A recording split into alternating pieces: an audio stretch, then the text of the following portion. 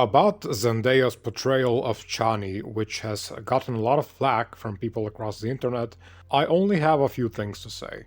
Did I like her as Chani? No, not particularly. But also, did I actively dislike her portrayal? No, not at all. She was fine. When I say that I don't like something, that doesn't imply hate toward it. It just means that I didn't care, and I'm neutral.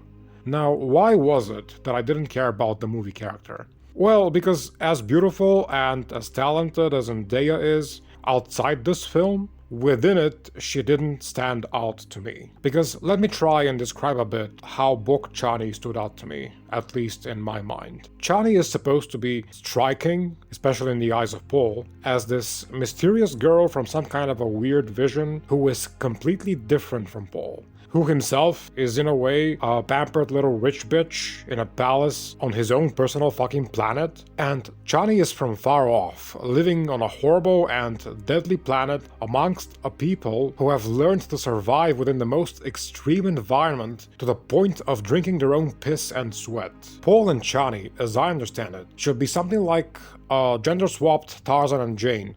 And what I think struck Paul about Chani was precisely this contrast of complexity and simplicity. On the one hand, you've got, the one and only special guy who inherits money and power and has to play the game of aristocratic bullshit and conspiracies, who can never show his emotions and who has to try and manipulate everyone and everything all the time.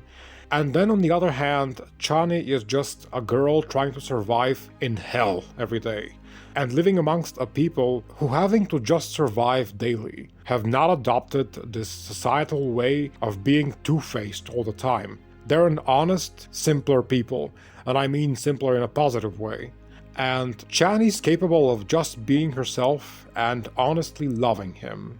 And this is the impression I got of their relationship in the second book, Dune Messiah. After the horrors of prescience and the jihad, Paul keeps sinking deeper and deeper into his inevitable depression and guilt over what he's done. He feels utterly crushed beneath the weight of his terrible actions and choices, and so in his darkest moments, he cannot do anything else but run into Chani's embrace, who just tells him that she loves him more than anything, and that's the only thing she gives a fuck about.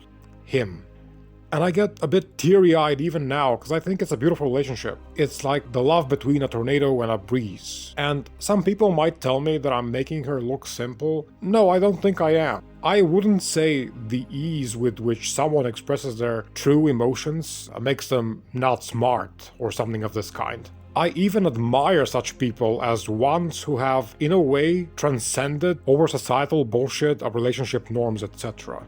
And so this was my memory of Chani in the books. That, and also her physical appearance as a Fremen, which is mostly kind of, I would say maybe emaciated, because as I mentioned, she lives in hell just trying to survive every day. And Zendaya just does not look like she's barely surviving on a horrible desert planet drinking their filtered urine. This is basically the same problem that I had with Jennifer Lawrence in The Hunger Games.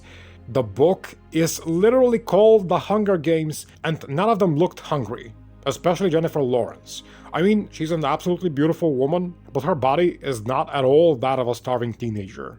And so firstly, with Zendaya, it's the visual aspect, and secondly, it's her expression. I mean, you're supposed to be from some insane, deep desert tribe far off in the universe. How is it that you have a perfectly American accent? Is she watching YouTube in the siege or something? I don't know, it's not like it was terrible, but I feel like they could have polished the character way more than they did.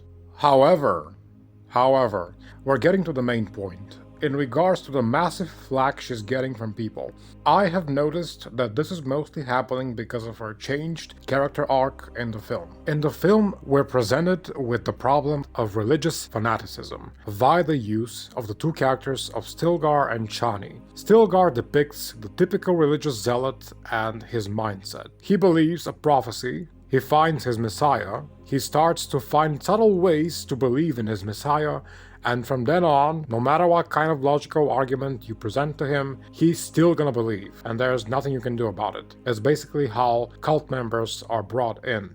And then there's his antipode, Chani, who sees through the religious brainwashing and starts to oppose it, which, might I add, gives her a much more significant role than the book did. I feel like Frank Herbert, in typical 50s and 60s fashion, made her out to be, ultimately, just this all-pleasing love interest to Paul, who conveniently gave him his children and then died. Which doesn't really bother me, not everyone needs to be badass all the time.